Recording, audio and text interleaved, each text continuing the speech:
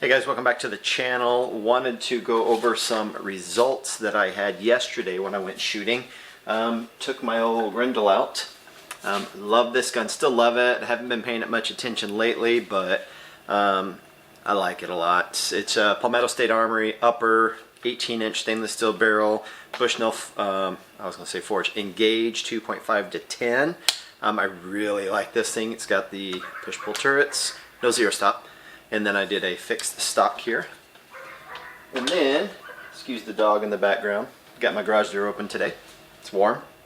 Took the cross out, got some data. So I wanted to do not really reconfirming. I know this thing will shoot. I'm getting some sub MOA groups, and I wanted to get out and see. Number one, just to get out and shoot. I wanted to do some more reloads for the Grendel because I got all new brass. I got rid of my Hornady brass. I'm using Starline brass now. And so let me pull out the Grendel stuff first.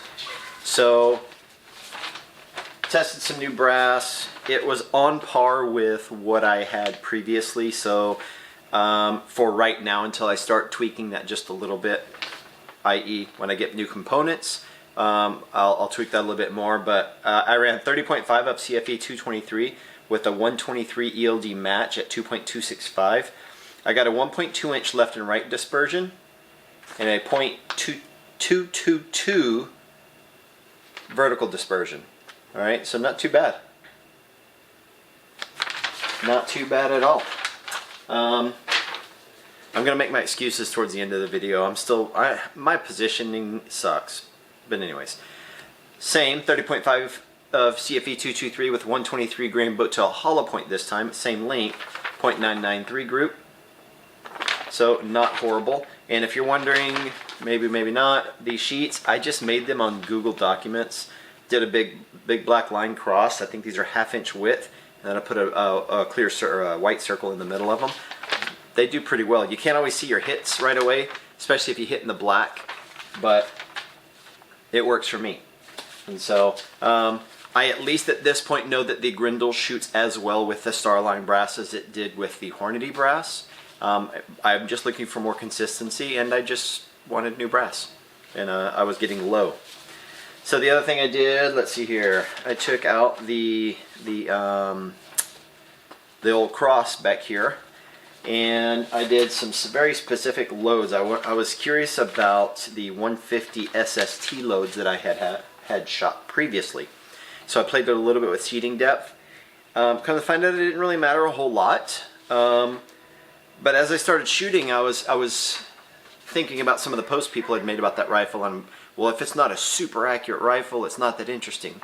Well, you know, I kind of think this gun is interesting. You know, it's a lightweight hunting gun. Yeah, there's lighter stuff, but it's a medium profiled barrel, 16-inch 308, folding stock, adjustable cheek comb, adjustable length of pull. You know, not kind of like a chassis gun, but it's monolithic. So it's pretty cool to me. But anyways, excuse me for 1 second. It got me thinking, like, what's this gun capable of? And so after I played with the seating depths of these rounds, I said, you know what, I'm just going to fire 10-shot groups. And I fire them fast enough to where the barrels, I can't hold the barrel by the end of these. It's hot. And what I do is as soon as I start firing, I rechamber around, and the second I'm back on target, the second my crosshairs are on here and I'm not still doing this, let's be honest, when you're looking, unless you're super locked down, you still move a little bit. You know, I'm not moving around like this trying to get my position, but I'm really fine-tuning that movement down to this piece right here, and I take the shot. And I'm talking like from one shot to the next 10 seconds or about 10 seconds, 10 to 12 seconds. And so when I do that, it gives me a good indication what the rifle's capable of, but then it also gave me a good indication what the rifle was capable of while it was hot. And so that's what I did. So the 150 SSTs at 2.83 inches, I shot 10 shots on a hot barrel, 1.8 wide, 1.07 tall. So not horrible. If you know what barrels do when they heat up, you know, I'm okay with this. The 2.823, and both of these use 45 grains of IMR 4064 with the 150 SST with the cannular. The 2.823 actually got me a pretty good velocity. I don't have that in front of me, but it should have been around 27-25 roughly was the average, at 1.4 left and right dispersion and a 1.15 vertical dispersion. And there's the data. I'm not mad about that. I'm pretty okay with that as the barrel heats up. I was getting sub-inch groups on the first 3 rounds, and some of these, as I'll show you, other 10-shot groups I did, almost every single one of them I was getting sub-inch groups on the first 5 shots. And so I'm okay with that. So I just said, you know what, I'm going to keep shooting 10-shot groups. The boat tail hollow point, the 178s, I've not had super good luck with those. I shot 1 good group with them. Well, good. This one's 2.7 tall, 1.6 wide. You know, I'm just not doing well with those bullets. So it's okay. That's deer hunting capable right there. And then keep in mind when you have reload, different bullets impact different areas. The 168 AMAX impacts low in 1.5 mil low. I got a 2.18 wide by 1.4 tall. So I got that. And then again, my ELD match loads, the 168 ELD match did the absolute best, just like last time. Shot 0.48 or something like that last time I went out. That's just kind of things that went together. So I shot a 1.1 wide by 0.97 tall 10-shot group. And then it's not an excuse, it's legit. This was for another target. I just pulled some shots bad. My gun did not like some bullets that I was trying. I got like a 5-inch group. Won't be shooting those anymore. But that's an MOA group for 10 shots. And for lack of a better term, for bolt action, fairly rapid fire, very hot barrel. This was the last shot group that I shot. The barrel was still very warm. Like I could hold it for about 10 seconds before it got too hot. It was very warm before I moved to this shot group, and I still shot that. And so I'm pretty happy with that, and that was the results of rapid firing a bolt action. The results from rapid firing, for lack of a better term, the Grendel are, I get stringing. Some of them are worse than others.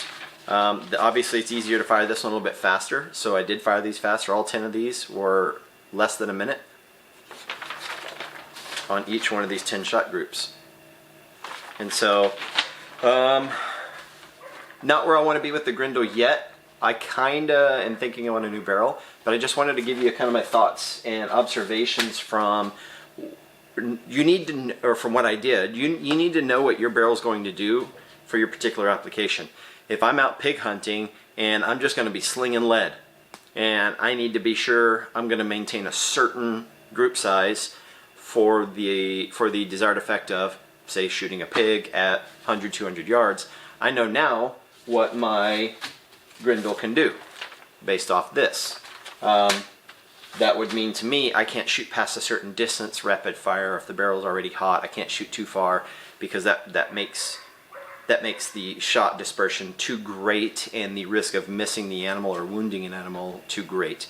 And so with my cross, I know now that, you know, if I'm, let's go worst case, I'm 2 inches at 100 yards on a hot barrel. If I'm shooting a really hot barrel and I want to shoot 500 yards, I'm going to expect a 10-inch group. And so knowing those things, knowing what your rifle's capable of, and knowing what you're capable of with your equipment is very vital, because we owe it to the game animals that we're shooting to have an ethical kill. We owe it to those around us for safety reasons to make sure that we're hitting the target that we're aiming at. So excuse time. I just don't feel like I'm real good at shooting this cross. Not yet. It's super light. This is the only rifle I've ever had where when I'm behind it and I'm bagged up, meaning I've got a bag supporting the rear of the rifle, and I'm gripping this portion here, and so in essence I've got a bag up under here, I'm gripping and I'm using the bag to hold steady, raise and lower the back of the rifle. Like, my heartbeat moves the rifle, and it's a positional thing. I've got no formal training on how to shoot bolt actions and how to stabilize, and I need to probably go do that. And so literally, but when I'm holding it and I'm here, you know, and I'm locked this in and it's on a bipod, my heartbeat's moving. Every little thing moves this. And I find myself pushing in on the grip to push it up against my arm here, so I have another point in which I can create friction to lock that thing in. And then the last thing I need to fix is I've got a really crappy bipod. I don't know what brand it is. It's probably like a Blackhawk or a Caldwell or something, but it's a knockoff of a Harris, and it keeps loosening up on me up here, and so that doesn't help. And I need to quit making excuses and figure this out, so I'm going to be doing some research on positional shooting, and as I figure it out, I'd like to share those experiences with you guys if you need it.